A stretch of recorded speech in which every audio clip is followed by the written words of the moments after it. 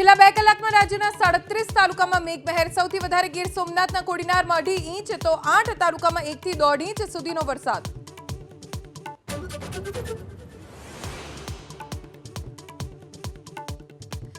અંબાજીમાં સતત બીજા દિવસે અનરાધાર વરસાદ. બજારોમાં જળબંબાકારની સ્થિતિ તો હાઈવે પર પાણી ભરાતા વાહન ચાલકો પરેશાન.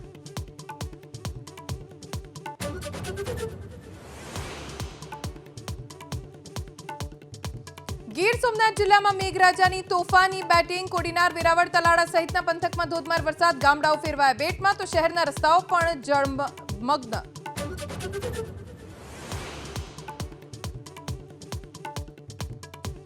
જૂનાગઢ જિલ્લા પર મેઘરાજા મહેરબાન. સતત બીજા દિવસે સાર્વત્રિક વરસાદ. વાવણી બાદના સારા વરસાદથી ખેડૂતોમાં આનંદ તો ગિરનાર પર્વત પર આહલાદક દ્રશ્યોથી પ્રવાસીઓ ખુશ.